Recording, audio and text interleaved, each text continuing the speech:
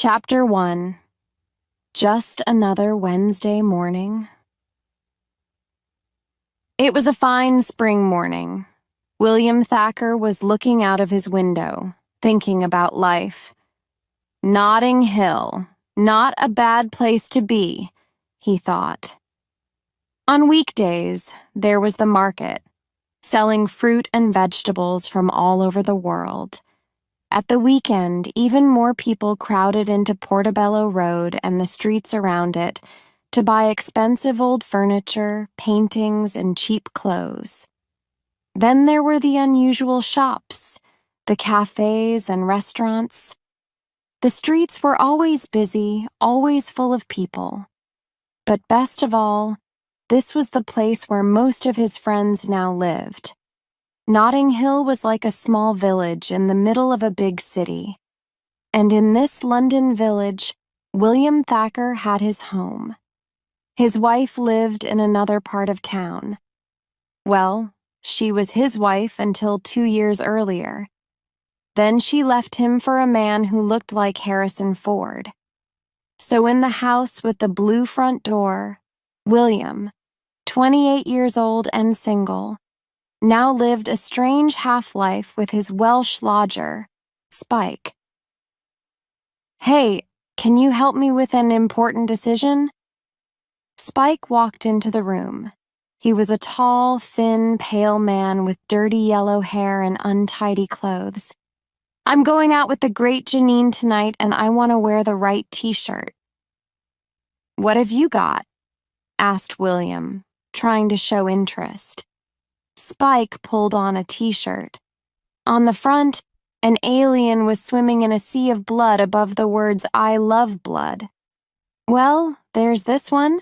I'm not sure it's romantic enough," William said thoughtfully. "Yes, maybe you're right." Spike ran up the stairs, still talking. "I know you'll like this one." He came back wearing a second t-shirt. "Take me." Read the words on the front, in big black letters.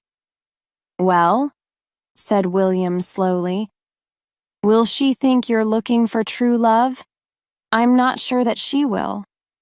"Oh, I don't want her to get the wrong idea. Okay, just one more." He came down in the last t-shirt. Below little red hearts, it read, "You're the most beautiful woman in the world." William showed his surprise. "Yes," he said. "That's perfect. Well done." "Thanks, great. I'm feeling lucky." Spike smiled. He turned and walked proudly upstairs. On the back of the t-shirt, William could now read, "Let's go to bed." "Oh, Spike," he sighed to himself. It was just another Wednesday, another working day. William walked through the market and opened the door to his shop, the Travel Book Company. It was a small shop that sold, well, travel books. But he never seemed to sell many. Inside, there were a few small rooms full of shelves, and every shelf was heavy with books. Expensive books, cheap books, large hardbacks, and small paperbacks. William greeted Martin, his assistant. A small man with a beard and a nervous smile, Martin always tried to see the best in life.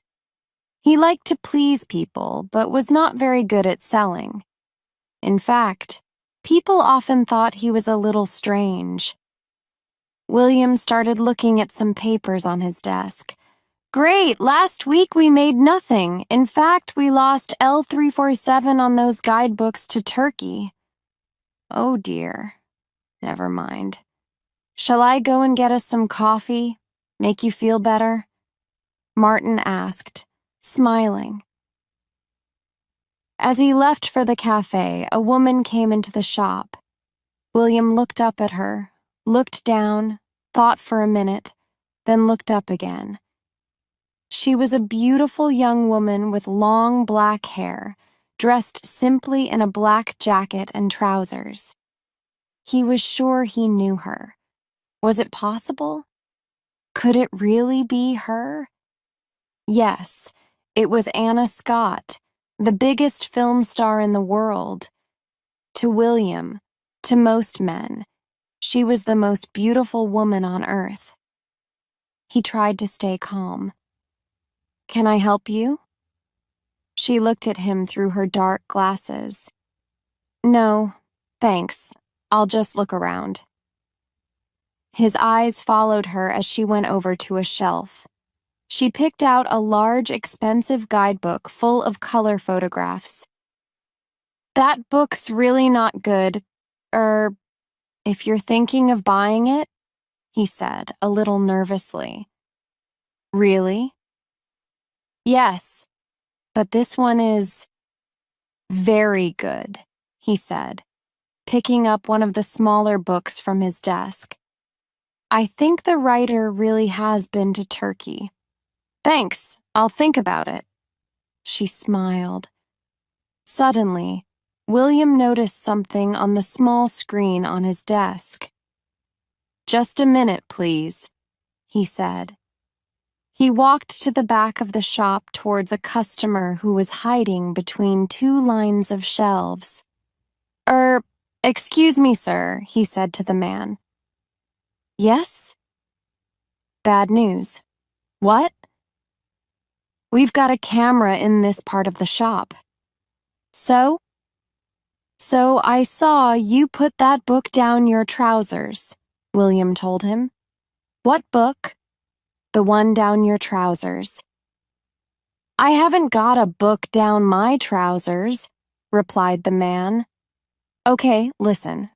We seem to disagree about this. I'll call the police and they can take a look." "If I'm wrong, I'm really sorry," William said patiently. Right. And if I do have a book down my trousers?" the man asked.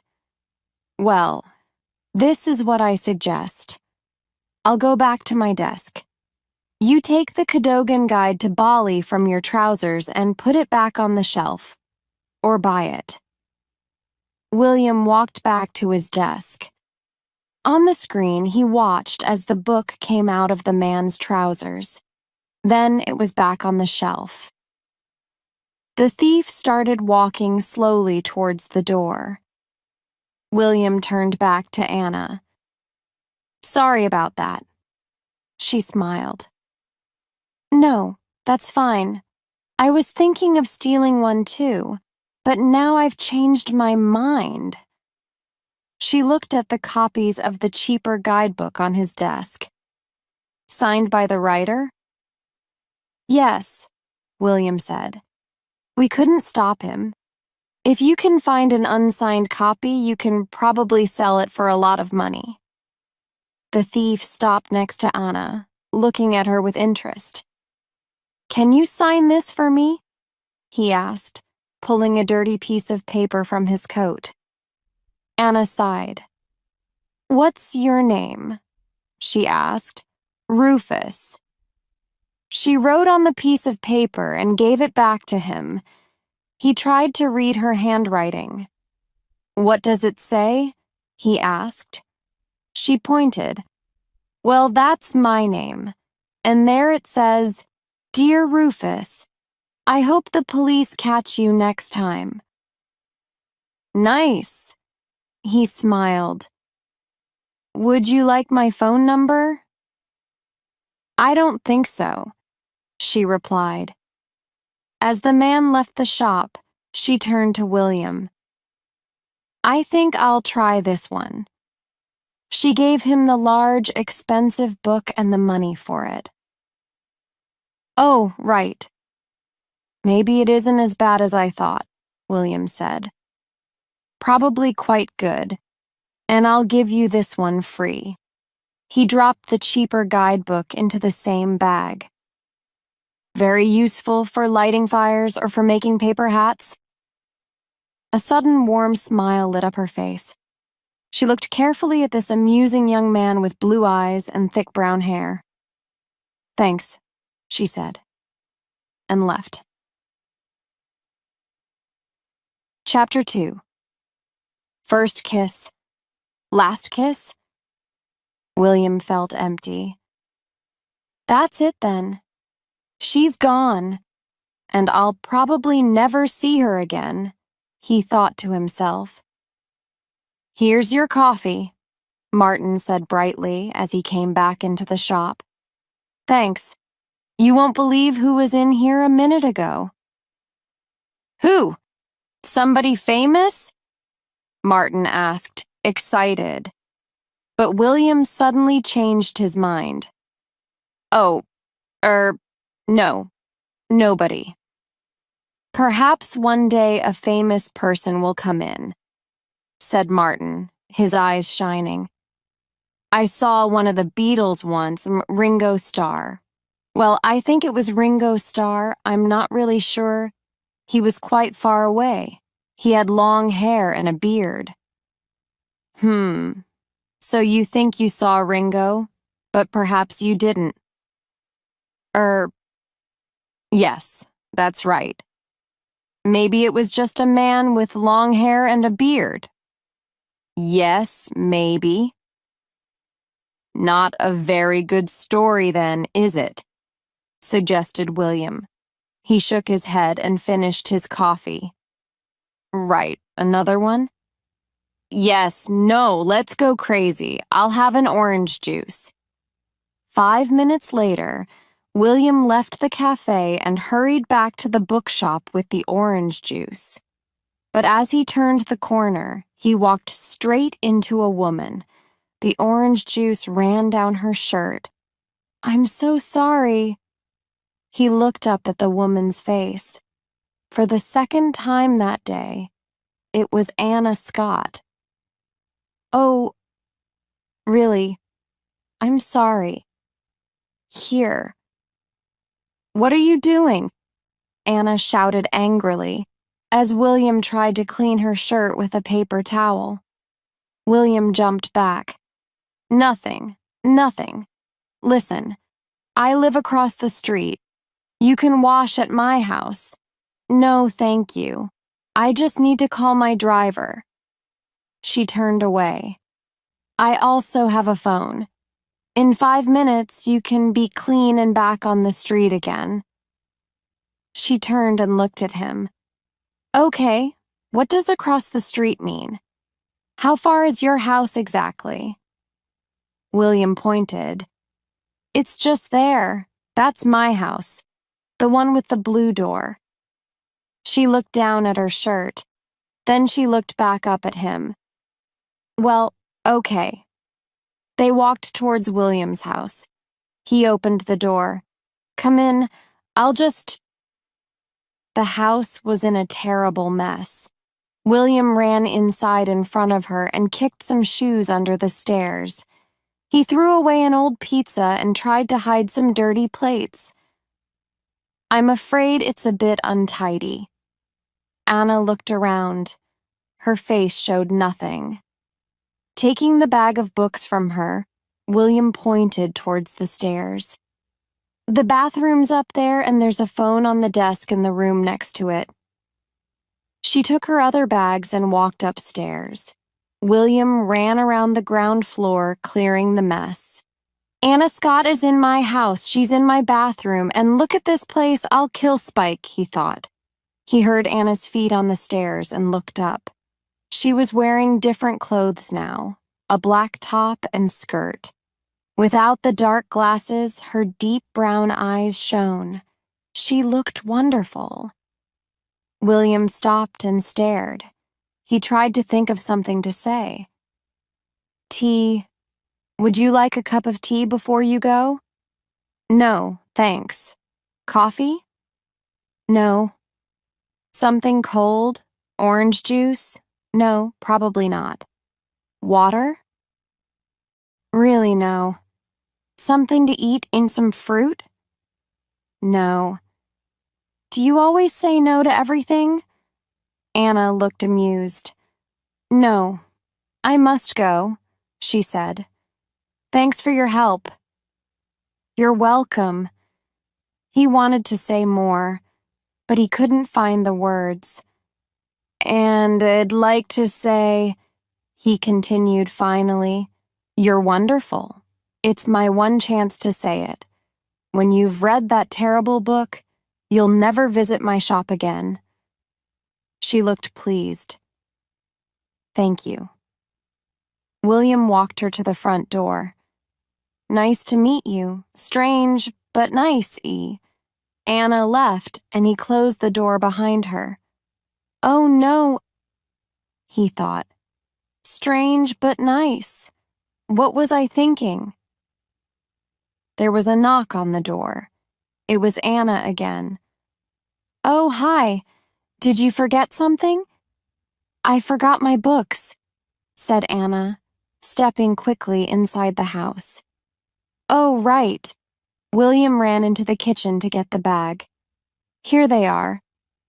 "Thanks. Well..." They stood near the door again. This time, William felt more comfortable. Then Anna moved forward and kissed him. He could smell her hair. He could feel the smoothness of her skin against his. He couldn't believe it. Anna Scott, the woman of his dreams, was here, in his house, kissing him. William Thacker. At the worst possible time, a key turned in the lock. "Oh no, it's my lodger, Spike. I'm sorry. There's no excuse for him." Spike walked in and straight past them towards the kitchen. "I'm going to get some food," he called over his shoulder. "Then I'm going to tell you a story that you won't believe." Anna looked at William. "You won't tell anyone about this, will you?" "Right, no one. I mean, I'll tell myself sometimes. But don't worry. I won't believe it." He opened the door for her a second time. "Bye." She touched his hand lightly, and then she was gone. William walked slowly back into the kitchen. "Shall we watch videos tonight? I've got some really great films," Spike said between mouthfuls of food. "Yes," thought William sadly. "I've got nothing better to do with my life." One of Spike's videos was a film starring Anna Scott. Later that evening, as the two men sat in front of the TV, William remembered the touch of her hand, the smell of her hair. Spike shook his head at the screen. "It's hard to believe. Somewhere there's a man who can kiss Anna Scott. Anytime, anywhere. Yes, she's quite wonderful." Chapter 3. Call Me. A customer came into the bookshop the next morning. William knew Mr. Smith well. "Have you got any books by Dickens?" Mr. Smith asked. William sighed. "Not again." "No," he said slowly and patiently. "This is a travel bookshop. We only sell travel books." "Oh, and that new John Grisham book?" "No, John Grisham doesn't write travel books either." "Oh, right. Have you got a copy of Romeo and Juliet?" William looked at Mr. Smith, then shouted, "Martin, your customer!" Martin came out from behind some shelves with a warm smile on his face. "Can I help you?" he asked Mr. Smith. As William stared sadly out of the window, a bus went past the shop. On the side was a large picture of Anna in her new film, Helix. He couldn't stop thinking about her.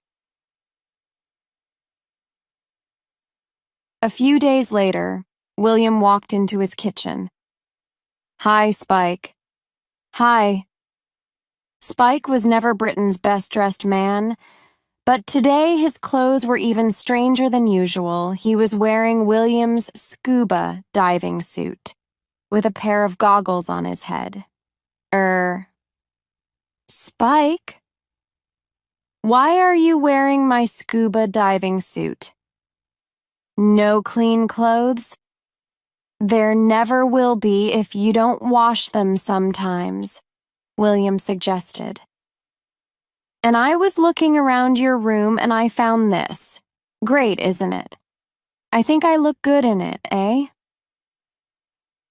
It was a lovely day, and they went outside into the sunshine. Spike, still in the scuba diving suit, tried unsuccessfully to read his newspaper, though the goggles. There's something wrong with these, William, he said, pointing to the goggles. That's because they were made specially for my eyes, so I can see the fish. Oh, right. So, any messages for me? William asked. Yes. I wrote down 2. 2. Were there only 2 messages? You want me to write down all of them? William closed his eyes and sighed. The ones you didn't write down, who were they from? Was there one? No, it's gone. I just can't remember anything about them. Oh, no, wait. Your mother's leg is hurting her again. And don't forget lunch on Saturday. Any others? Asked William hopefully. No, that's it. No others. Spike sat back in his chair and closed his eyes. Then he seemed to remember something. Ah. But you want all your messages. There was one from an American girl a few days ago. Anna, I think she said. William's heart stopped. What did she say? Well, it was a bit strange. She said, "Hi, it's Anna." And then she said, "Call me at the Ritz." And then she gave a different name. What was the name? No idea. One name's difficult enough to remember, but 2... William ran inside. Hello, is that the Ritz Hotel? He said, when a man answered the phone. Can I help you, sir? I hope you can. I'm a friend of Anna Scott. She left me a message. She's staying with you. She asked me to call her. I'm sorry, sir. We have nobody here of that name. No, that's right. I know that. She's using another name. She left a message with my lodger, a bad mistake. Think of the stupidest person you know. Well, my lodger's even worse. He's so stupid. Try Flintstone. William looked up from the phone and turned towards Spike. What? Try Flintstone, Spike repeated. William spoke slowly into the phone. Is it possible that Flintstone means anything to you? I'll put you through, sir. William could hear another phone ringing. He tried to stay calm. What shall I say? He thought to himself. He practiced a few words. Hi, Anna, hi. And then he heard her voice. Hi. Oh, hi, it's William Thacker. I work in a bookshop. You called me?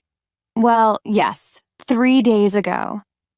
I'm so sorry. You probably think I was a mistake. My stupid lodger Spike took the message, and he didn't give it to me until now. Oh, okay, she said slowly.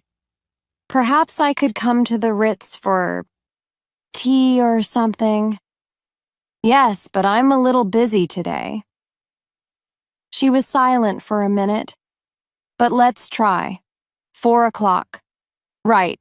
Great. William put down the phone. Wonderful. Chapter 4. Tea at the Ritz? William arrived at the Ritz Hotel carrying some roses for Anna. As he got into the lift, another young man followed him in. "Which floor?" William asked. "3. The lift stopped at the 3rd floor, and William and the young man got out. They both looked around for the room numbers, then they both turned right. Anna, William knew, was in room 38. As he walked, the young man followed closely behind him. William looked over his shoulder questioningly. He slowed down at room 38, and the other man did too. William pointed at the number. "Are you sure you—" The man smiled. "Yes," he replied. "Oh, right." William knocked. A bright-faced American girl opened the door. "Hello, I'm Karen. Sorry. Everything's taking longer than we thought. Here's all the information you need." She gave each of them a press package with pictures from Anna's new film, Helix. William looked at the woman, then at the man behind him. What was happening? Then Karen showed them into a large room. William was surprised to see a number of reporters and photographers, all clearly waiting to talk to Anna. "What did you think of the film?" Karen asked. "Wonderful," the man behind William replied. "A bit of Close Encounters and a lot of Jean de Florette." They both turned to William for his opinion. "I agree," he said quickly. "I'm sorry. Which magazines are you from?" Karen asked. "I'm Tarquin from Time Out." "Great. And you?" She asked, looking towards William. William didn't know what to say. He looked around for ideas and, on a small table, saw a copy of Horse and Hound magazine. Horse and Hound. The name's William Thacker. Miss Scott knows I'm coming. "Okay, take a seat, I'll check." The two men sat down as Karen went into the next room. "You've brought her flowers," said Tarquin with interest. William thought quickly. No, they're for my grandmother. She's in a hospital near here. I'm going to see her after this." "Oh, I'm sorry. Which hospital?" William didn't know any of the hospitals in the area. I don't like to talk about it. I hope you don't mind." "Oh, sure, of course, see." Just then, Karen came back into the room and called his name. "Mr. Thacker, Anna will see you now. You've got 5 minutes." It was a large sitting room filled with flowers. Anna was standing with her back to a window wearing an expensive suit. Her hair was tied back. William thought again how beautiful she looked. "Hi." "Hello." "I brought you these," he said, holding out the flowers. "But, clearly, you've already got some." "Oh no, these are great," said Anna, taking them. There was a long silence. William tried to think of something to say. "Sorry about not ringing back. The two names idea was difficult for my stupid lodger to understand. No, I'm sorry. I try to stay private, so I always choose a name from a children's film. Last time I came to England, I was Mrs. Bambi." Karen's boss came into the room. "Everything okay?" he asked Anna. "Yes, thanks, Jeremy." "And you're from Horse and Hound magazine?" he asked William. Anna looked at William. "Really? Horse and Hound?" She smiled. She sat down. The room fell silent.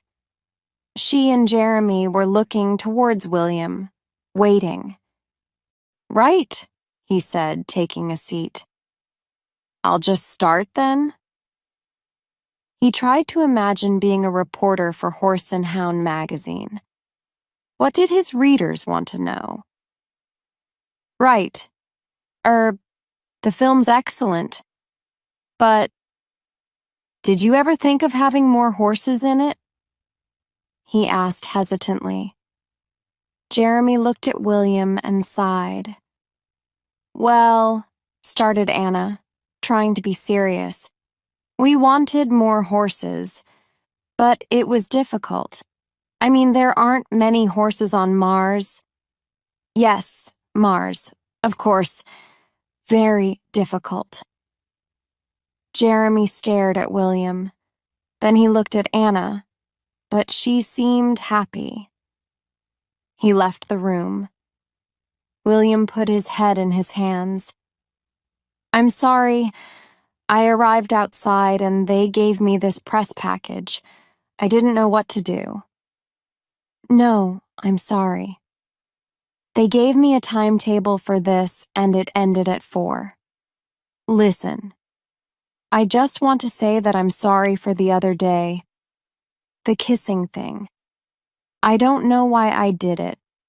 I wanted to make sure you were okay about it. Is that all she wants to say? William thought. He felt hurt, but tried to hide it. Yes, he said. No problem. Of course, that's fine. Jeremy came back into the room and the two fell silent. Don't forget to ask Miss Scott about her next film, Jeremy said helpfully. Oh, yes, excellent. Any horses in that one? Or hounds? Anna looked at him, amused. It takes place underwater. Right. Jeremy left the room again. William watched him go, then turned back to Anna. I'm sorry. Thing like this only happen in dreams, not in real life. Good dreams, of course. It's a dream to see you. And what happens next in the dream? Anna asked. Well, William started. In the dream, I just become a different person, a better person, because you can do that in dreams. Then I walk across the room and kiss the girl. But in real life, you know it'll never happen. The door opened again. That's it, Jeremy said. No more time, I'm afraid. Did you get what you wanted? Nearly, William replied, looking at Anna. Okay, maybe on more question. He left the room. Are you busy tonight? William asked Anna. Yes. Jeremy came back in. William and Anna stood and shook hands. It was nice to meet you, Mr. Thacker. She smiled. Strange, but nice. Thank you. You are Horse and Hound's favorite actress. You and Black Beauty. Black Beauty, a horse in a famous children's book and in television programs and films of the story. Tarquin was waiting outside. How was she? He asked. Wonderful. Wait a minute, Tarquin said in surprise. She took your grandmother's flowers. William thought quickly. Yes, that's right. What a pig. He turned towards the lift, but Karen called out to him. This way, Mr. Thacker. You can talk to the others now. The others? Thought William. He found himself in another room with the male star of Helix. Pleased to meet you. Did you enjoy the film? The star asked. Oh, yes. Very much. Did you enjoy making the film? I did. Which bits did you most enjoy making? Well, you tell me which bits you liked, then I'll tell you if I liked making them. Said William thoughtfully. I liked the bit on Mars very much. Did you enjoy that bit? The male star stared at William. He ended the discussion as quickly as he could. 5 minutes later, William found himself with an actor who spoke no English. Luckily, next to him was a woman who did. William felt more comfortable with his questions now. Did you have a deep understanding of the person you were playing? The woman asked the question in Spanish and waited for the actor's answer. No, she said to William. And why not? Asked William. The woman put the question in Spanish and waited for the answer. It was quite long. Because he played a crazy, mean-eating alien. Another room, a child actress this time. She was 11 years old. Is this your first film? No, it's my 22nd. Of course it is, William said in surprise. Any favorites out of the 22? Working with Leonardo. Da Vinci? She looked at him strangely. DiCaprio. Finally, the bad dreams seemed to be ending. William walked towards the lift again, pushing past the cameramen. Mr. Thacker. It was Karen. William sighed deeply. Have you got a minute? And then he was back in the room with Anna. That thing I was doing tonight, I've changed my plans. I have to spend the evening with Horse and Hound star reporter. Anna smiled. William's heart jumped. Oh well, great, excellent. Then he had a sudden thought. Oh no, it's my sister's birthday. We're having dinner. Okay, fine. But no, I won't go. No, I mean, if it's fine with you, I'll come too, she said. You'll come with me to my sister's birthday party? If that's all right? Of course it's all right. My friend Max is cooking and he's the worst cook in the world, but you can hide the food in your bag. Okay. Chapter 5. The Birthday Party. Max was busy preparing the meal. Hi's bringing a girl? He asked his wife Bella. Are you serious? Yes. Quite a surprise, isn't it? Does the girl have a name? He didn't say. Black smoke was pouring from the oven. Oh no, what's happening here? Said Max, running towards it. Then the doorbell rang and he ran to the door. He threw it open. Come in, food problems. And he ran back to the oven. William and Anna walked into the large kitchen. Hi. Sorry, he's finding the meat a bit difficult, said Bella, welcoming her guests from her wheelchair. Hi, said Anna. Bella looked at her carefully. Hey, you look like… Bella, this is Anna, William said quickly. Right, she replied, looking carefully at Anna's face. Okay, I've solved the problem, said Max, turning back from the oven. Hello, Anna.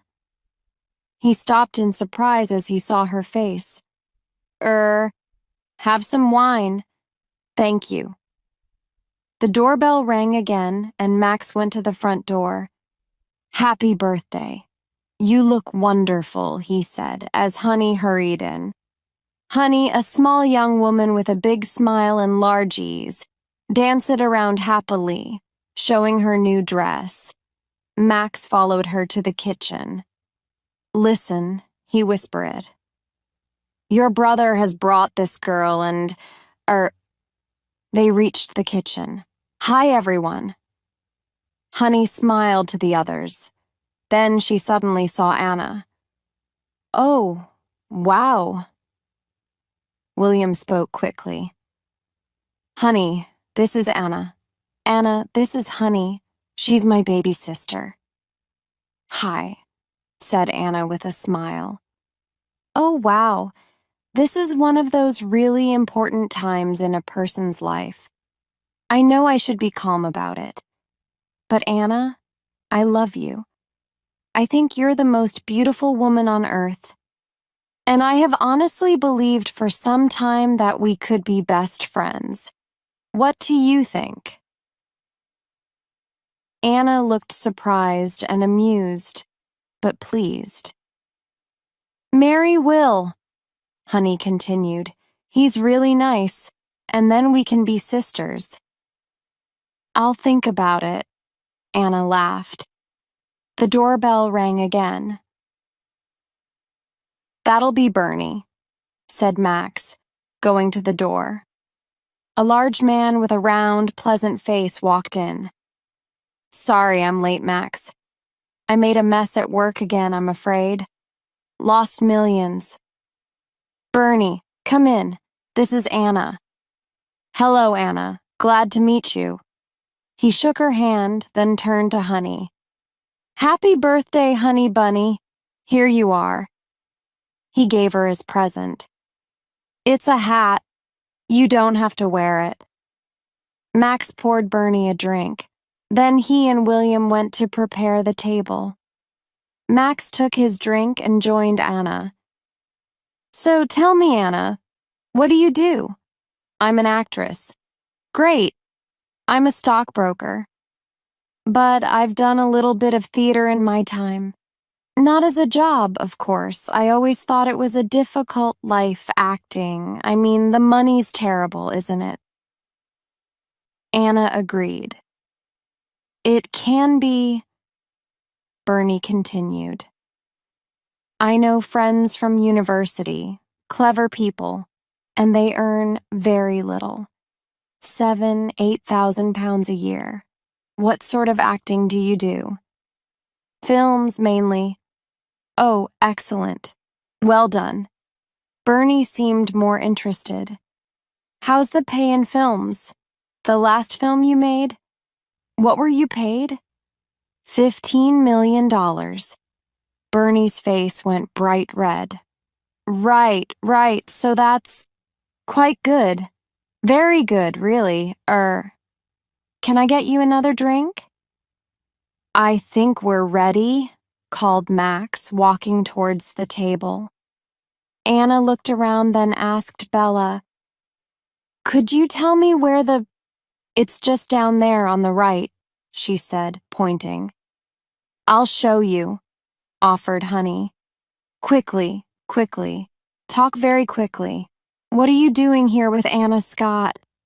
Bella said to William after Anna and Honey left the room. The others crowded around them. Anna Scott? Said Bernie, turning pale. The film star? Yes. Oh no. Honey returned to the kitchen and said in a whisper, I don't believe it. I walked into the toilet with her. I was still talking when she started taking off her jeans. She had to ask me to leave. The meal was very enjoyable. The old friends laughed and joked together, and Anna soon felt part of the group. What do you think of the meat, Anna? Asked Bella. Anna answered in a whisper, so Max couldn't hear. I don't usually eat meat. She smiled. Bella put her hand to her mouth.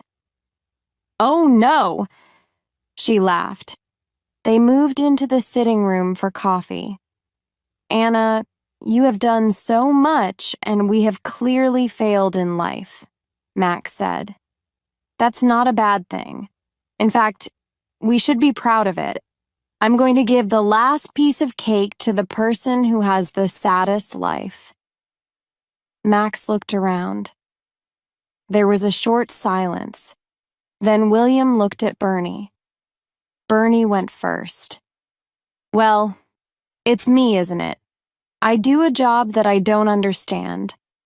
I haven't had a girlfriend since I was 12, And if I get any fatter, I probably never will. I like you, Honey told him. Well, I dined before you got so fat. Max turned to Bernie. You see?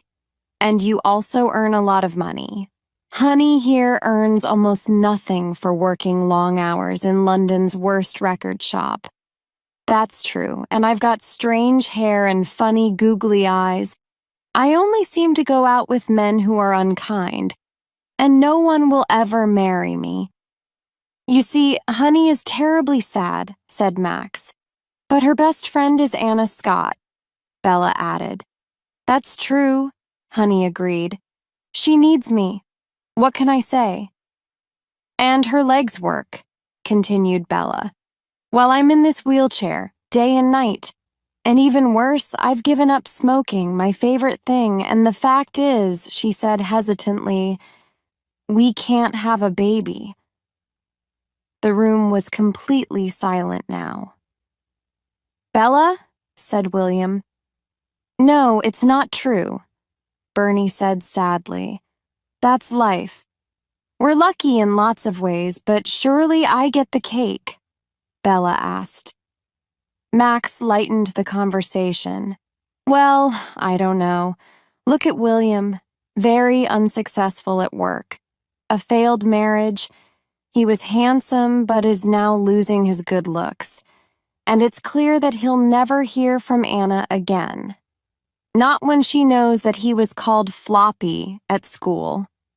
They all laughed loudly. Ah, so I get the cake, suggested William. Max answered, I think you do. Yes. William reached for the cake. Wait a minute. What about me? It was Anna. You? Asked Max. The others stared at her. Well, I'd like to try for the cake.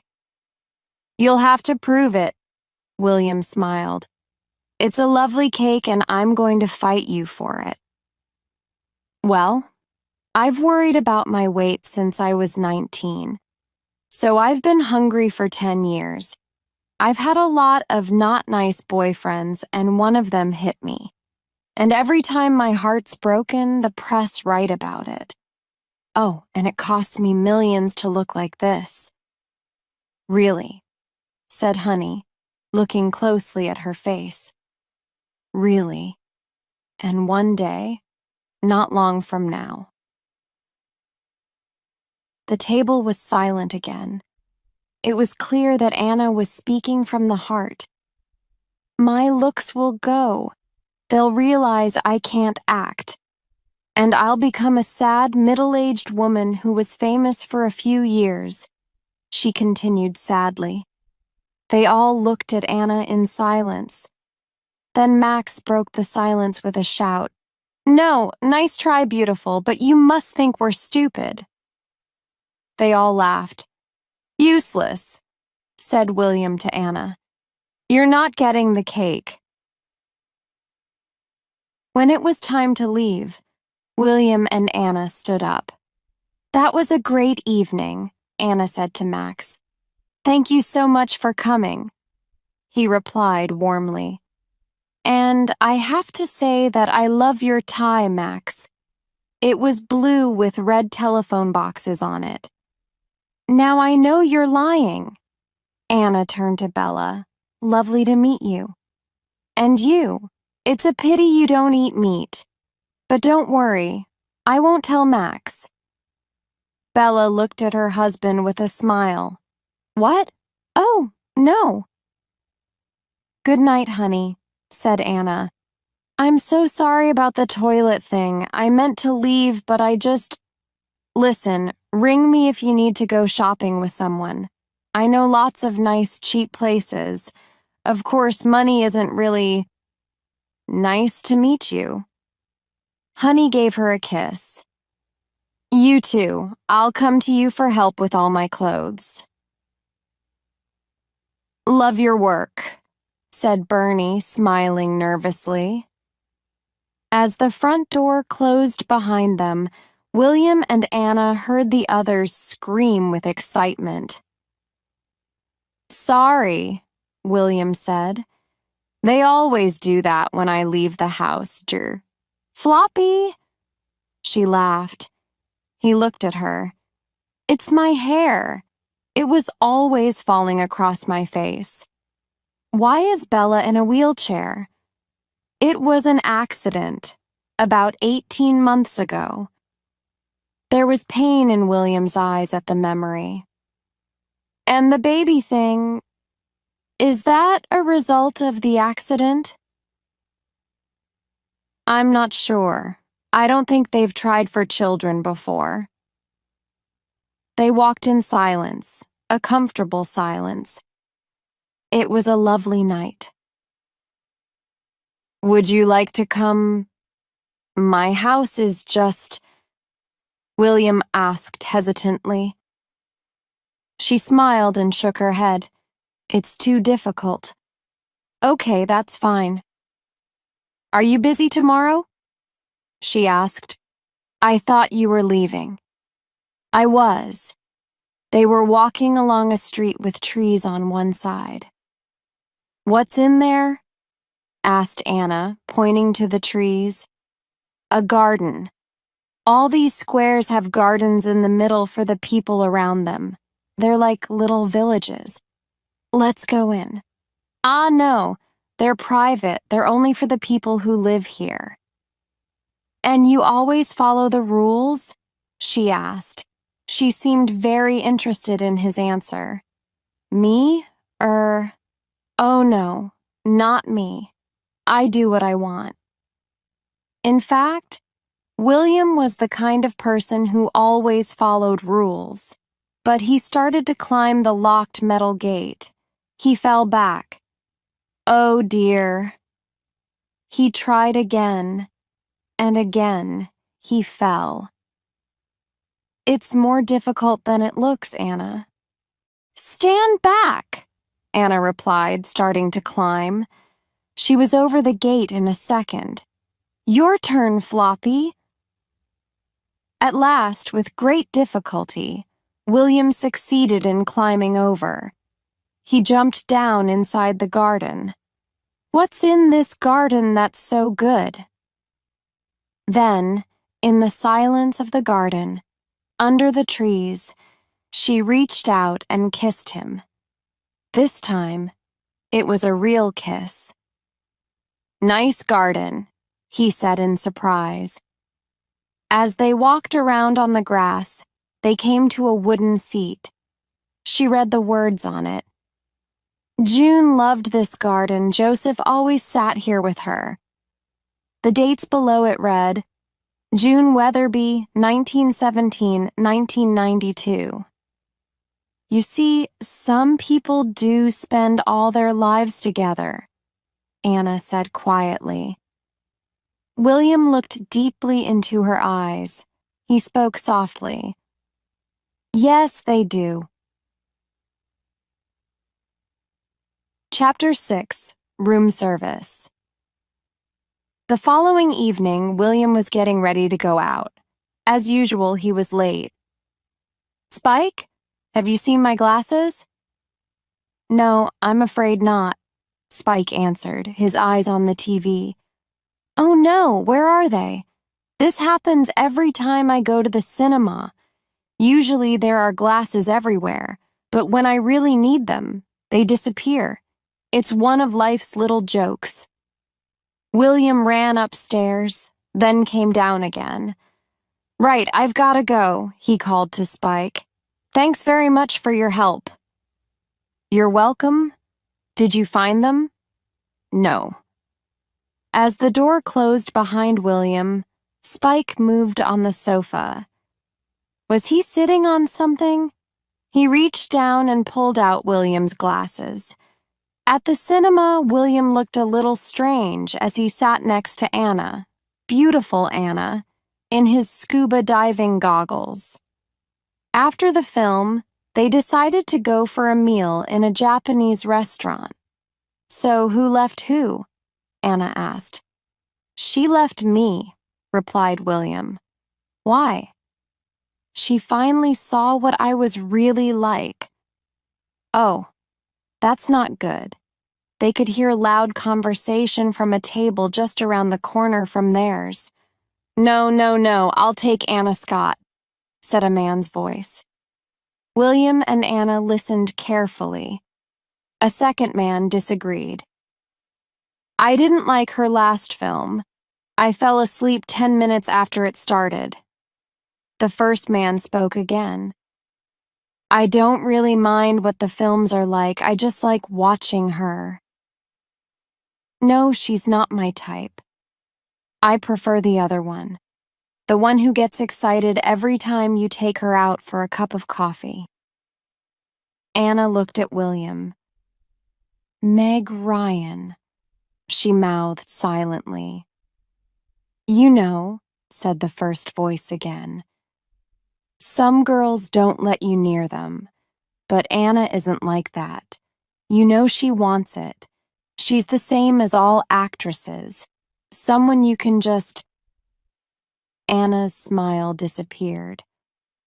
Right, that's enough, William said, standing up. He walked over to the men's table. There were 4 of them. I'm sorry, but can I help you? One of the men said politely, Well, I was listening to your conversation. I couldn't help it. But, you know, you're talking about a real person, and you shouldn't talk about her like that. Oh, go away, who are you? Her father. The men laughed loudly. Anna came up behind William and pulled him away. The men at the table didn't see her face and continued laughing. I'm sorry, William said to her. It's okay. I love the fact you tried. They stared, walking towards the door of the restaurant. Then Anna stopped. No, give me a minute. And she walked back to the men's table. Hi. She smiled sweetly. I'm sorry about my friend. Oh, said the man who was doing most of the talking. He knew her face immediately. Listen, I'm sorry. Please, please, she said. Stop there. I'm sure it was all just friendly talk. It didn't mean anything. And I'm sure you can't help being stupid. Enjoy your meal. The fish is really good. She walked back to William, still smiling.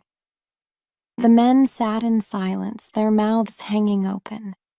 Outside the restaurant, Anna said, Why did I do that? It was wonderful. No, I'm stupid and... What am I doing with you? I don't know, I'm afraid, he replied, smiling.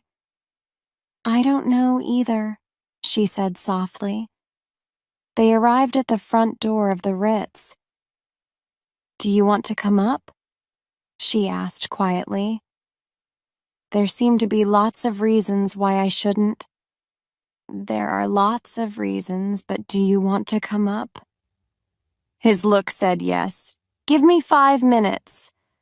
She smiled and walked towards the lift. For William, time seemed to pass very slowly. The hands on his watch refused to move. Exactly 5 minutes later, he knocked at the door of her room. She opened it. Hi.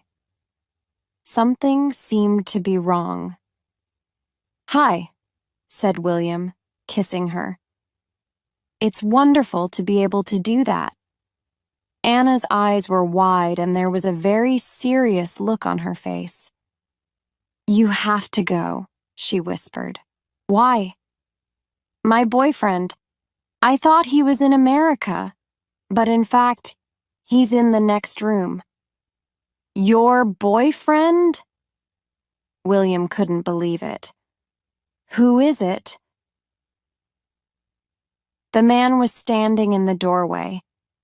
Behind Anna now. Jeff was a famous film star. Handsome, too. Women all over the world dreamt about him. William thought quickly. Room service. How are you doing? I thought you people always wore suits, Jeff said in a friendly way. Well, yes. But I've just changed because I'm going home. This is my last call. Oh, great. Could I have some really cold water up here? I'll see what I can do. And maybe you could clear these dirty plates while you're here. William calmly picked up the dirty plates. Really, don't do that, Anna said nervously. I'm sure that's not his job, she told Jeff. Is there a problem? Jeff asked William. No, it's fine. What's your name? He asked. It's, Bernie. Well, thank you, Bernie, he said, pushing 5 pounds into William's hand. Jeff two-aproned to Anna. Hey, good surprise or bad surprise? Anna looked uncomfortable. Nice surprise. Jeff kissed her. She's lying, he said to William. She hates surprises. He turned to Anna. So what food are you ordering? I haven't decided.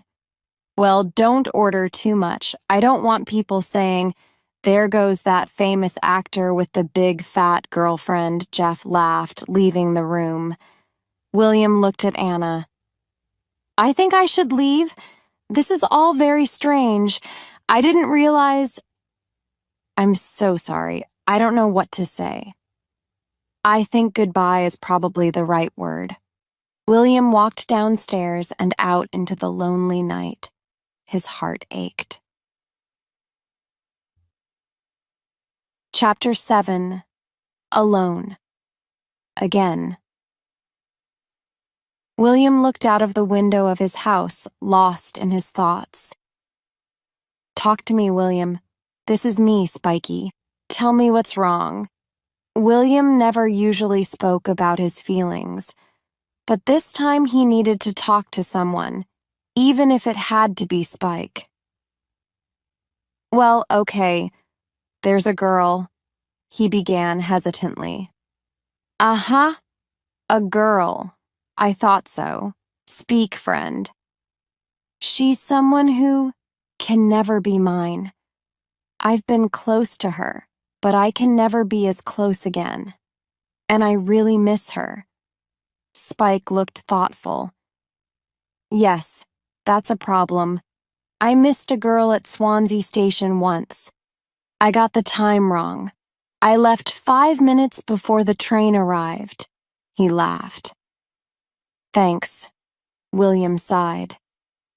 Very helpful.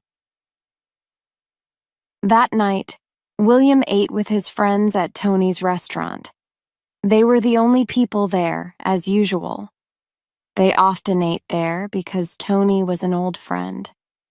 This was his first restaurant. He was trying hard to make it a success. On the front page of Bernie's newspaper was a picture of Anna and Jeff at Heathrow Airport. You didn't know she had a boyfriend? Max found this hard to believe. No. Did you? William asked, surprised.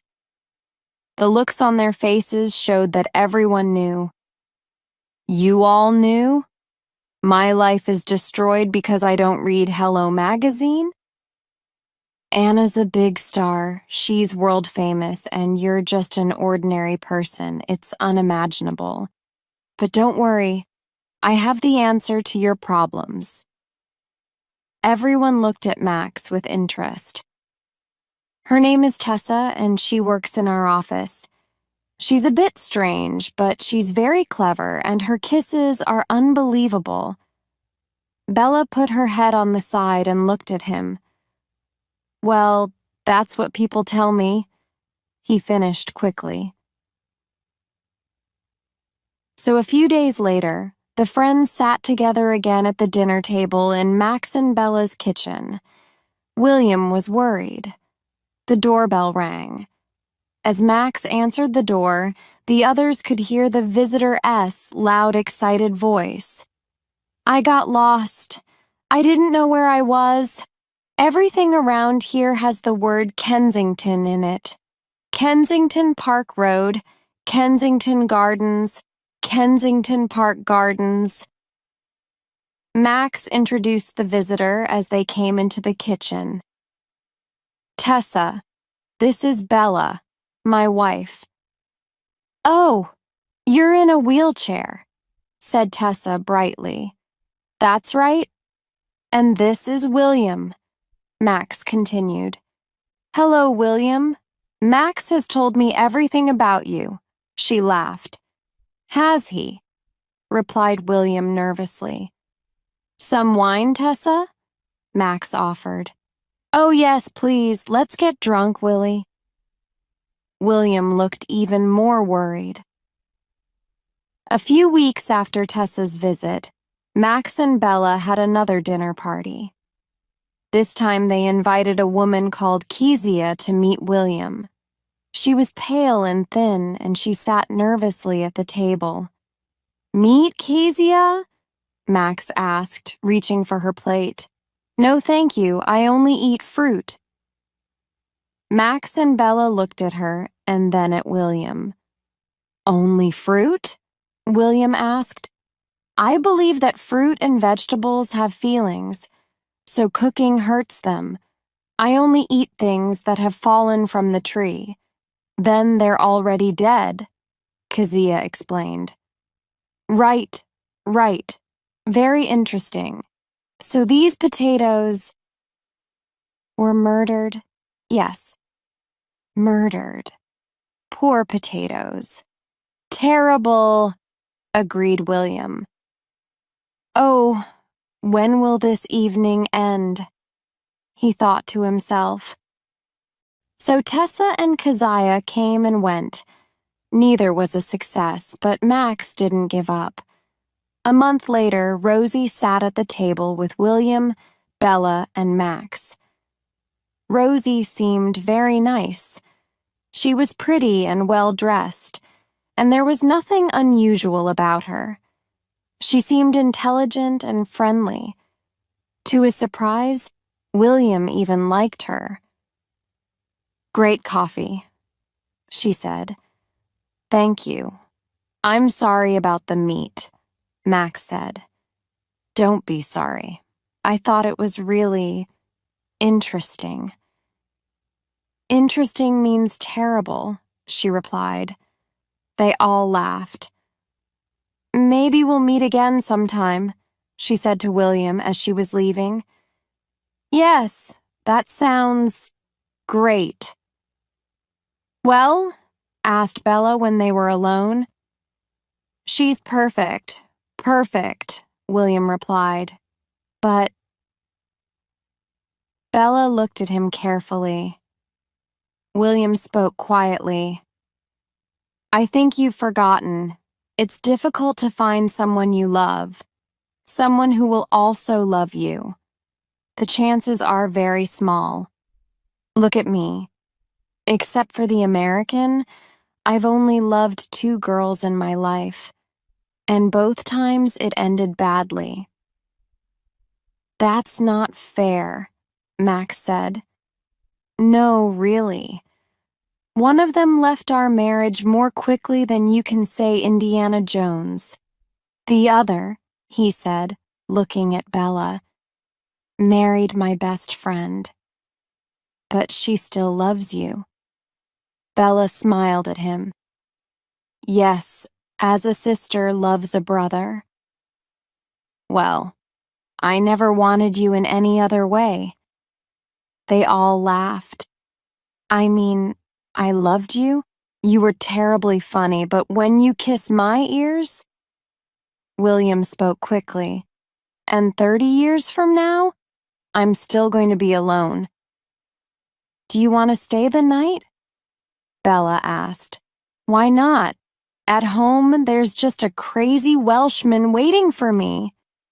As the evening came to an end, Max carried Bella upstairs to bed. William sat in a chair, eyes wide open, feeling very lonely. Chapter 8.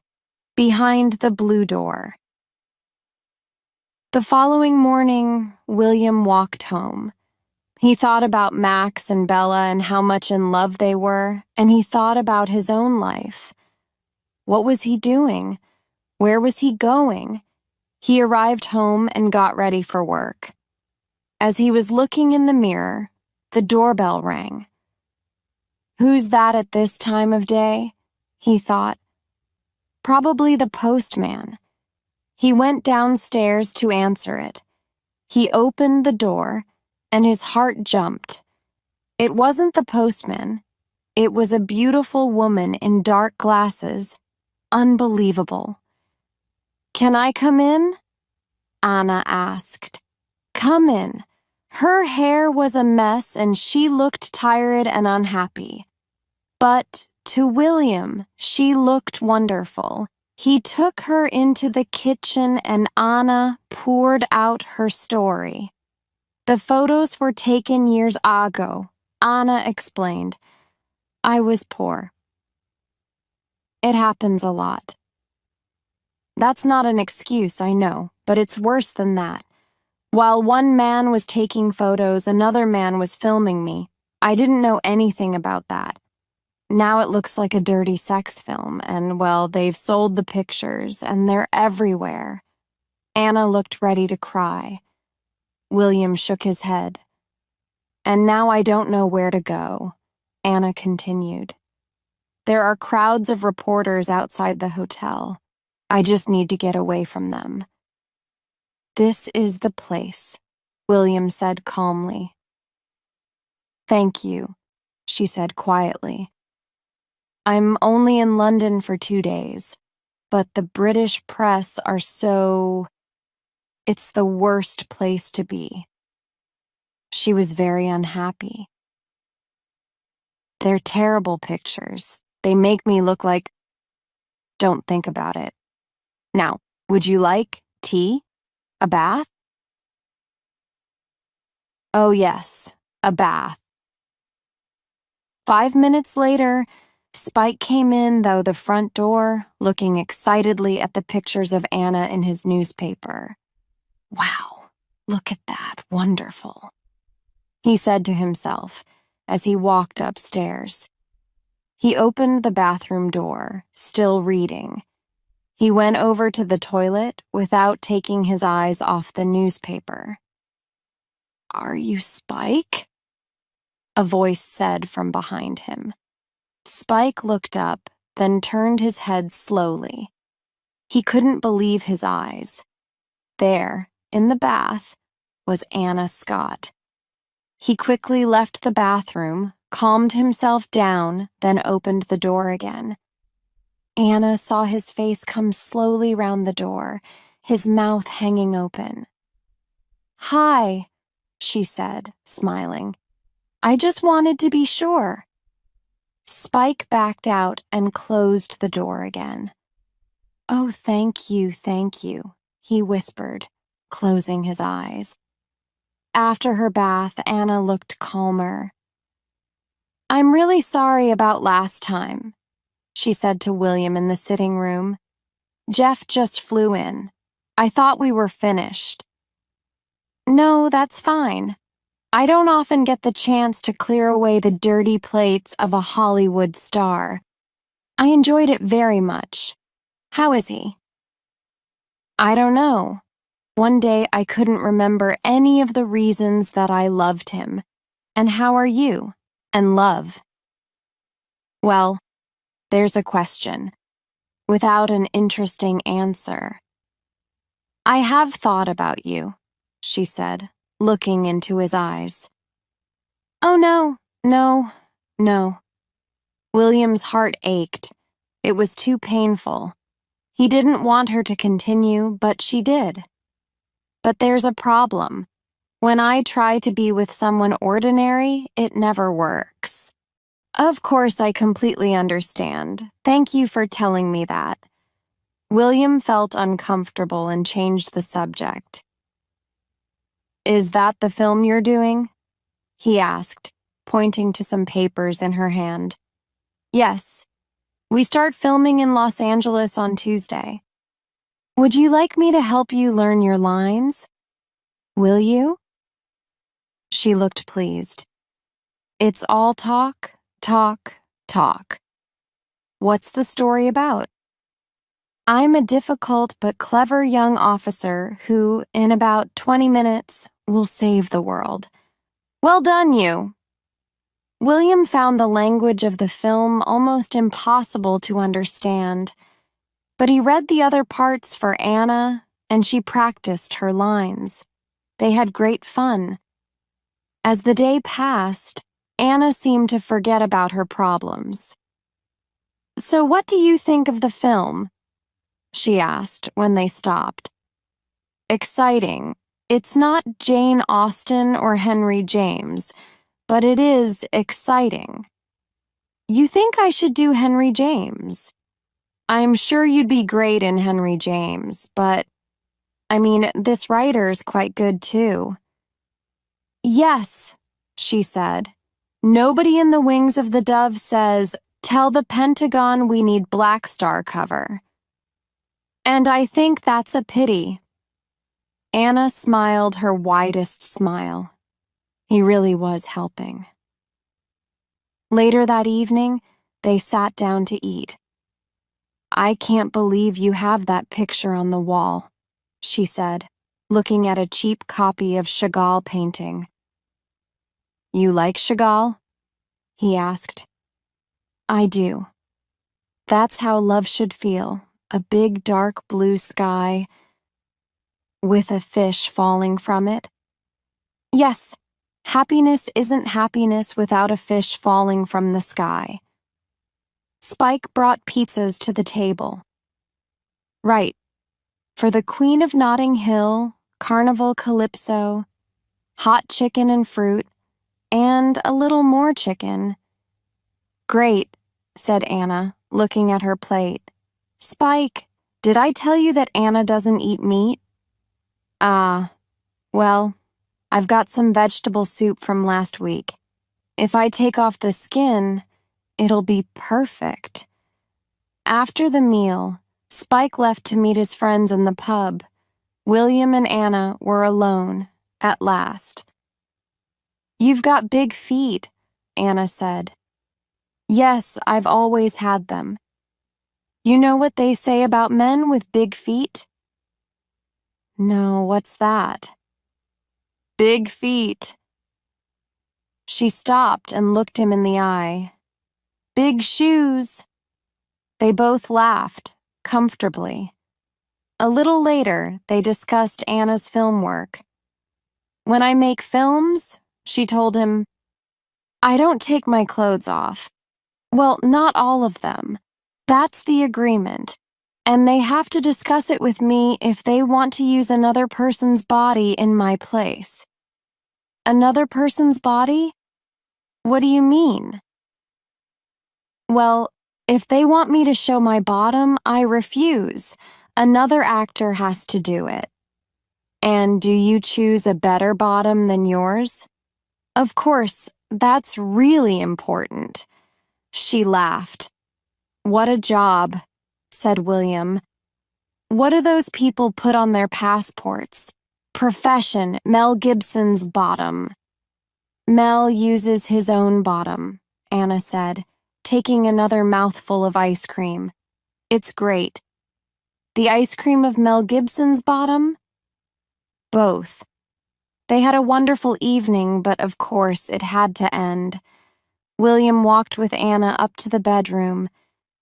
Today has been a good day. Thank you, said Anna gratefully.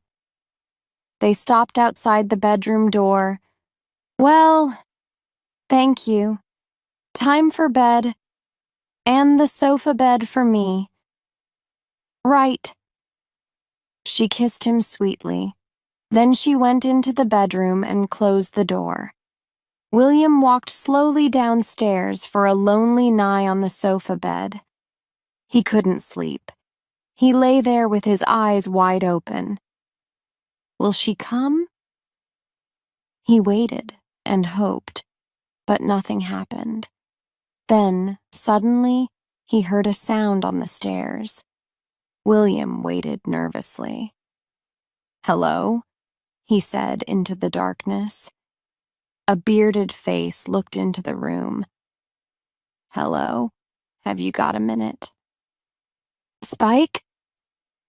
"Listen, Anna's not with her boyfriend now, is she?" Spike asked. "No, I don't think so." "And she's in your house?" "Yes."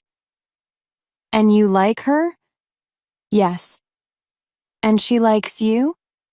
"Yes." "Well, isn't this your big chance? You should be up there with her." Spike pointed upstairs. "No, Spike, she's in trouble." "This is not the time," William said angrily. All right, I understand that." Spike turned to go. Then he spoke again. "Do you mind if I try?" "Spike!" "No, you're right. I'll talk to you in the morning." William lay down again. Okay. But maybe it'll be too late then." Spike went back to bed. William lay in bed, thinking. A few minutes later, he heard footsteps on the stairs again. "Oh, go away, will you?" he said angrily. "Okay," replied Anna quietly. William jumped up. No, wait. I thought you were Spike. I'm so happy you're not." They stood face to face in the half-light. He kissed her neck softly, then her shoulder, then he looked at her face. That face. He couldn't believe he was touching Anna Scott. "Wow." "What?" Anna asked.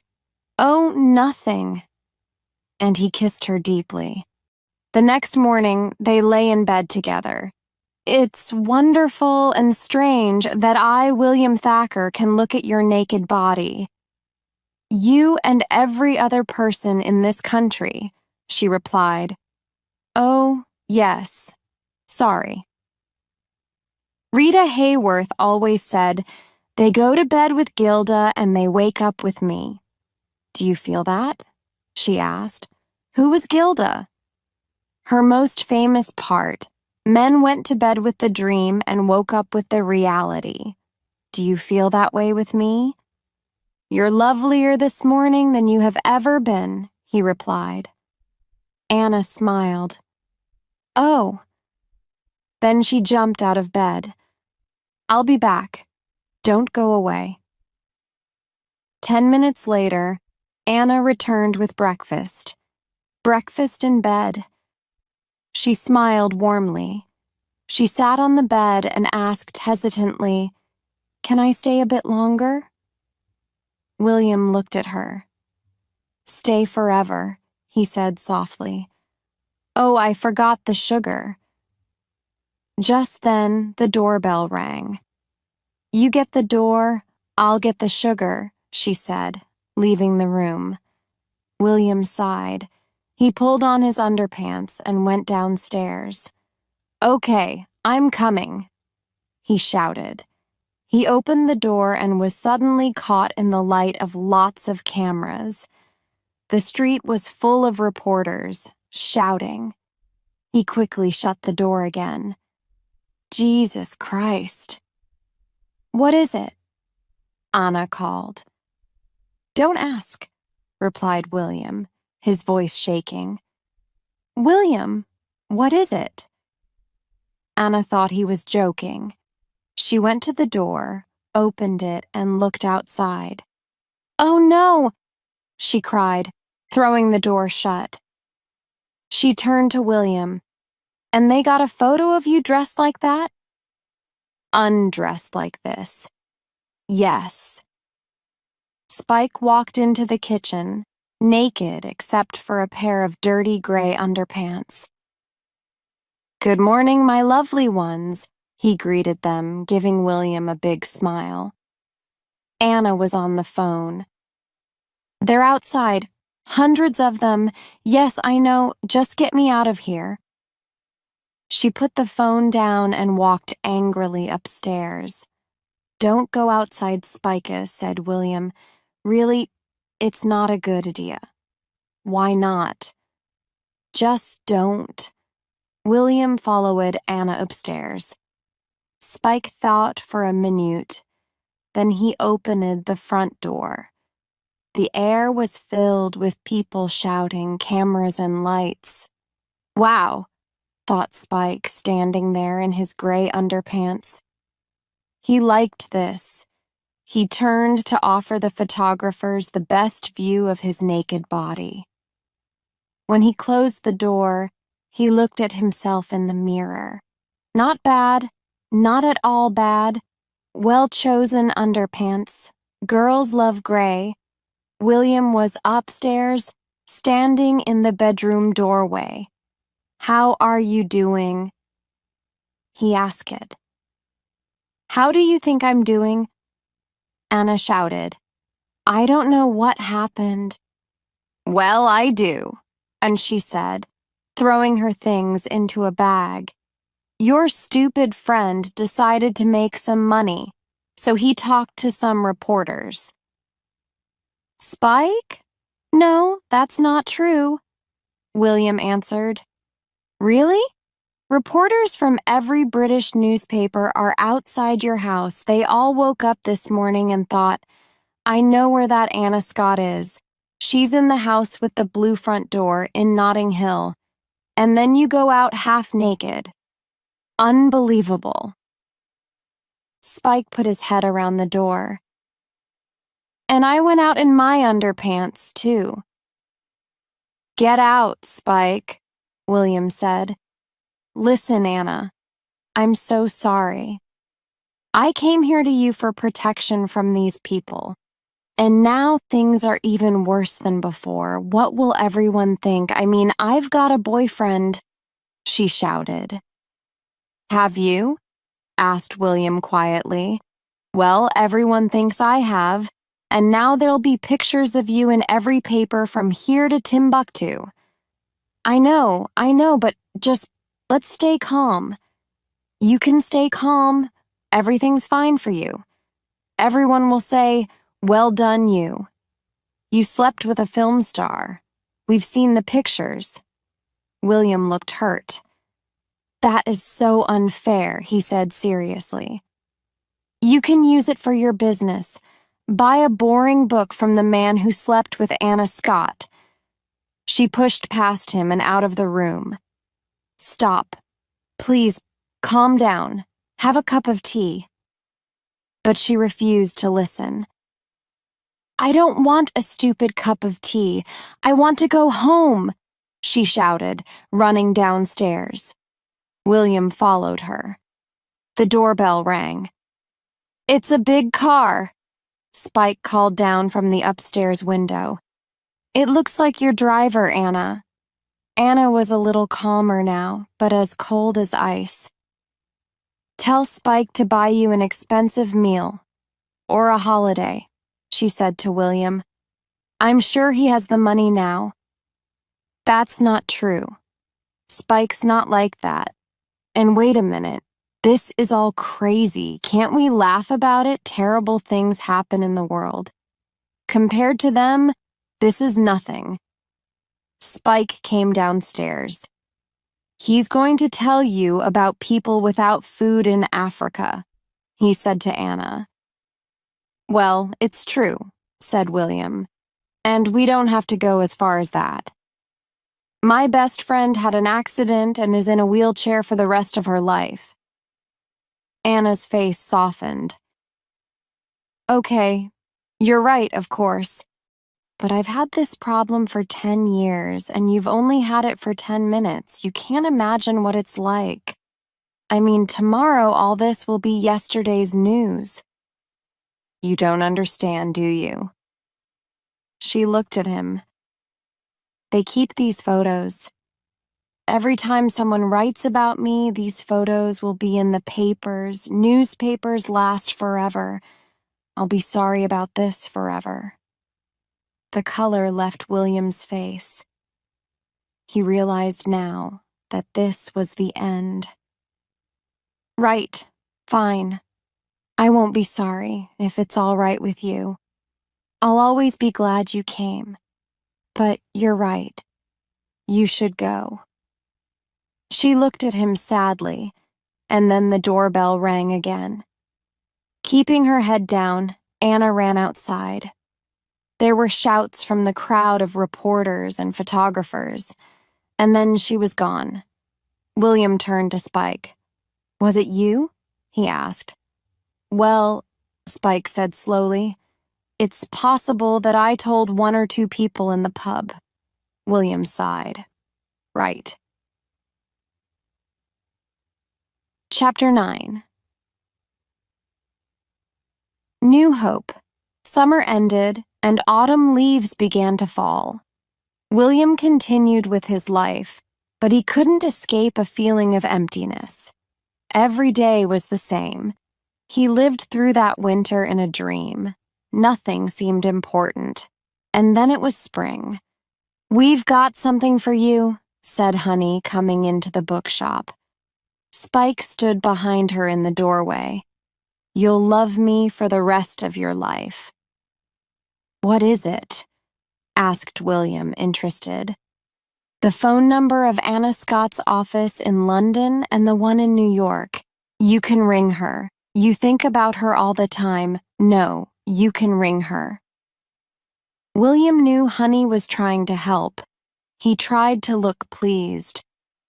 Well, thank you. That's great. It is great, she said, smiling. See you tonight. Honey and Spike left. William looked at the piece of paper in his hand for a minute.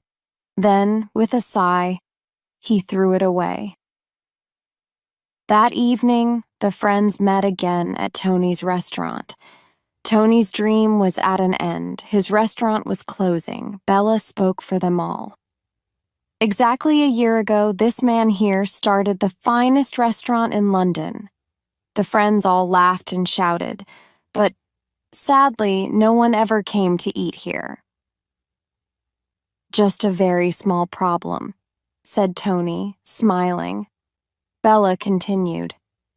And so, from next week, we have to find somewhere new to eat.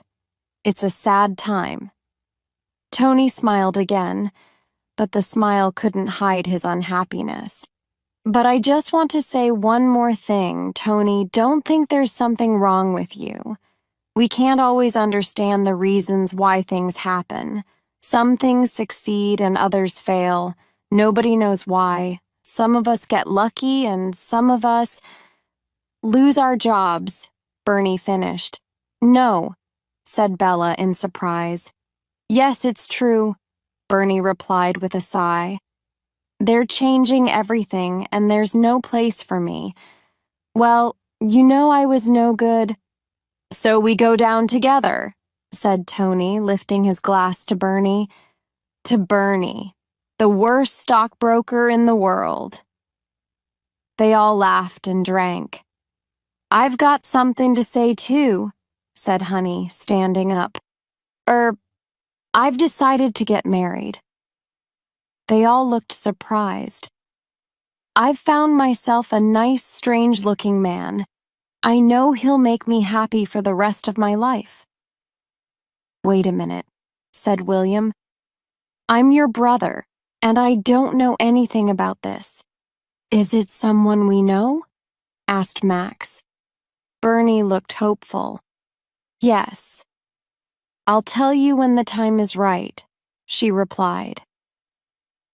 She sat down again, and the conversation turned to other subjects.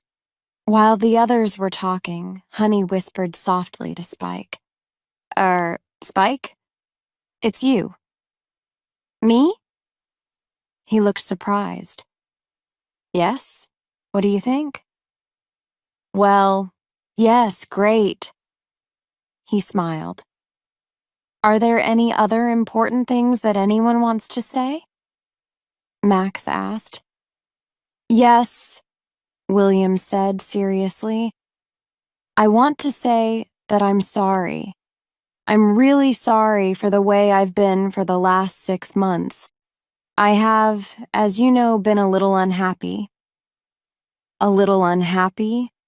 There are dead people that are more fun to be with, laughed Max. But I want to make it clear that I have turned a corner. From today, I have decided to be happy. So, all that business with the American is in the past now?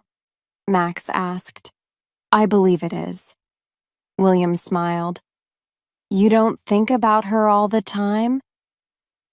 No, I don't think I do. So you're not interested that she's back in London, or that she's filming every day in Hampstead?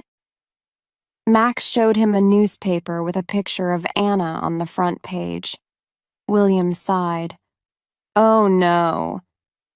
So you are a little interested then, said Max. The following day, William was in Hampstead.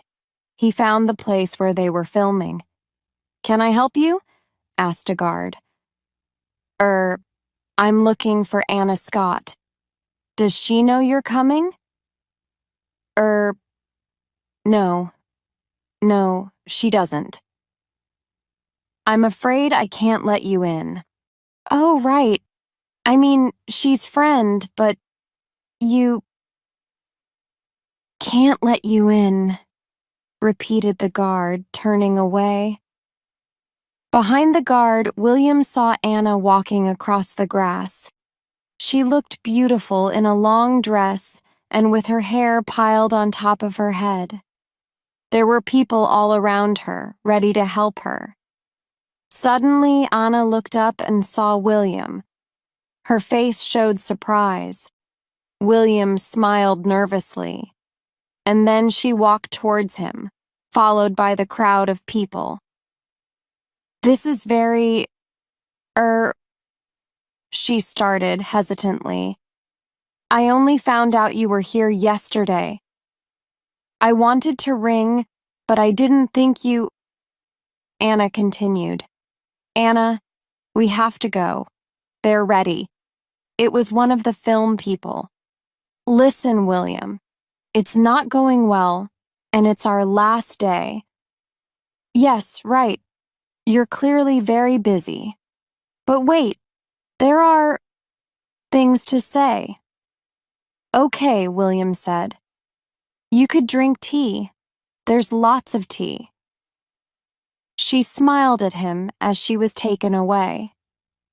Come and watch, a woman said to him. Do you like Henry James? This is a Henry James film? He asked, remembering his conversation with Anna a year earlier. The woman left William with Harry, a sound man. You can listen if you like, Harry said, pointing to some headphones. William put them on. Then he sat in a chair to watch the action. Anna and another actor were making conversation, waiting for the filming. William could hear everything through the headphones. So I ask you when you're going to tell everyone, and you say, Anna said to the other actor, tomorrow will be soon enough. And then who was that man you were talking to just now? The other man asked. Oh, no one, a man from the past. I don't know what he's doing here. It's difficult. William's heart stopped. What was he doing there? He took off the headphones and have them back to the sound man. Thank you, Harry. Anytime, Harry smiled. William walked away. Chapter 10. Just a Girl and a Boy. What's happening? Spike asked. I'm throwing out some old videos, William replied. Some of them were, of course, Anna's films. You can't do that. These are great films. You mustn't do it. I won't let you. Right. Let's talk about the money for your room. Right. I'll help you. You're right. We don't need all of them. The next day, at work, William was at his desk when Martin called to him. "Excuse me, William, there's a package," Martin said. "Well, you work here, don't you?" he replied. "But it's not for the shop. It's for you." "Okay," William sighed, getting up from his desk. "But tell me, what exactly do I pay you for?" William walked towards the front of the shop and stopped suddenly. There, in front of him, was Anna. She was dressed very simply, but was as beautiful as always. "Hi," she smiled. "Hello. You left?" "Yes, I'm sorry. I had to leave. I was in the way." "Well, how have you been?" she asked. "Fine," he said. "Everything is exactly as it was before. When they change the law, Spike and I will marry immediately. Very different from your film star life." "Oh, no. All that means nothing. I had no idea how meaningless it all was. But I know now." She looked nervous. "Yesterday was the last day of filming. I'm leaving soon and I wanted you to have this." She pointed to a large, flat package covered in brown paper. "Oh, thank you. Shall I—" "No, don't open it now." "Okay. Well, thank you. I don't know what it's for, but thank you. I had it in my flat in New York, and I just thought, but I didn't know how to call you." She began hesitantly. "I was so rude to you last time, so it was in the hotel. But then you came. So I thought, what did you think?" he asked softly. The shop door opened and Mr. Smith walked in. William looked up. "Don't even think about it. Go away immediately." "Right, sorry," Mr. Smith said in surprise, closing the door behind him. William turned back to Anna. "You were saying?" "I have to go away tomorrow, and I wanted to ask you, do you think I could see you a little, or a lot, maybe? Can you ever like me again?" William was surprised at her words. He didn't know how to reply. "But yesterday the other actor asked you about me? A man from the past, you said. I heard it all through the headphones. But I never tell other actors about my love life." Martin was back. "Excuse me, it's your mother on the phone. Tell her I'll ring later." "I tried that, but you said that 24 hours ago and she's still waiting. Her foot was purple then, and it's now turning black." "Okay," William sighed, walking to his desk. "Look after Miss Scott, Martin." Martin smiled nervously at Anna. "I loved you in Ghost. It was a wonderful film." "Is that right?"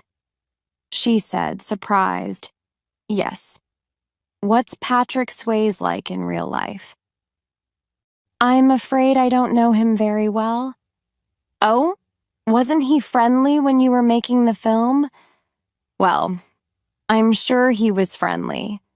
To Demi Moore. She was the other star of Ghost." Anna smiled. "Oh, right. Sorry. I've never been very clever." William returned. It was lovely to meet you. I love your work and Demi's, of course." And Martin left them. "Sorry about that," William said. "That's okay." William thought very carefully and then spoke slowly and seriously. "Anna, I'm an ordinary sort of person. I'm not often in and out of love." The words were not coming easily. "Can I just say no to your kind offer?" Anna continued smiling, but the hurt showed in her eyes. Yes, that's fine. Of course, I'll just go then. Nice to see you. Anna, the fact is, he felt he must try to give words to his feelings.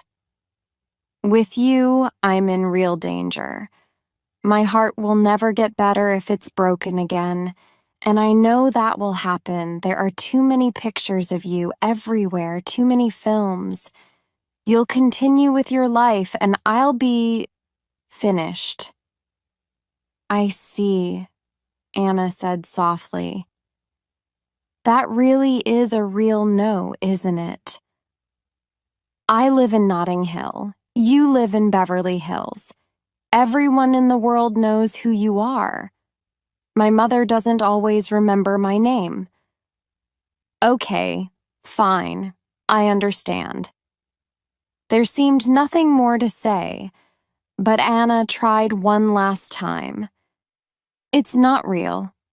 You know, being famous, I'm also just a girl, standing in front of a boy, asking him to love her. William looked deeply into her eyes. Was he doing the right thing? Then she kissed him lightly. Bye, she said, as she left. There were no pictures on the walls of Tony's restaurant. The kitchen equipment was gone. Chairs were piled up, waiting to go. The friends met there one last time. What do you think? Did I do the right thing? William asked them. Of course you did, said Honey quickly. I mean, she's nothing special. That's right, agreed Bella. And everyone knows that all actresses are crazy. What do you think, Tony? William asked. Never met her and never wanted to. Right. Max? William turned to his oldest friend. I agree with the others. And who wants to go out with someone who doesn't eat meat? Great. Excellent. Thanks. William felt happier.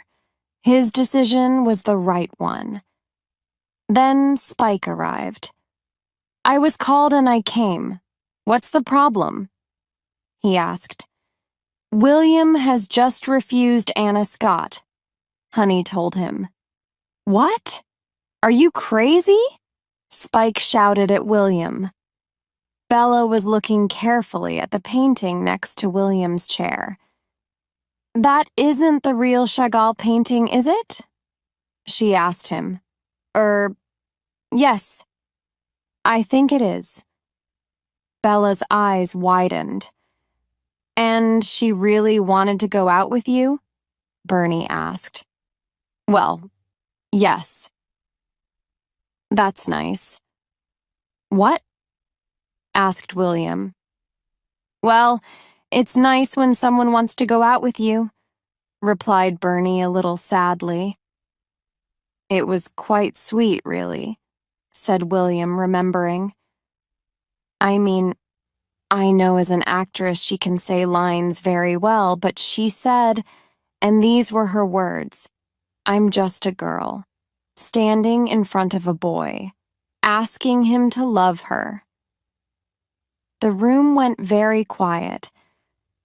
Oh no, William said, his head in his hands. I've made the wrong decision, haven't I? He could see his friends' agreement in their eyes. Max, how fast is your car? William, Bernie, Honey, and Spike jumped into Max's car. Where's Bella? Asked Max. She's not coming, replied Honey. Oh yes, she is. She's not missing this. And he found Bella, picked her up, and put her in the front. The wheelchair went in the back with Spike. The London traffic was heavy, as usual, but they got to the Ritz at last. William and Bernie ran to the front desk. Is Miss Scott staying here? No, sir, I'm afraid she isn't. It was the man who was at the desk a year earlier. Or, Miss Flintstone? No, sir, I'm afraid not. Bambi or, I don't know. Beavis or Butthead? The man at the desk shook his head. William sighed deeply. It was no good. It was too late. But as he turned away, the man spoke. There was a Miss Pocahontas here in room 126, but she left an hour ago. I believe she's giving a press conference at the Savoy Hotel before her flight to America. He smiled. William jumped up and kissed him.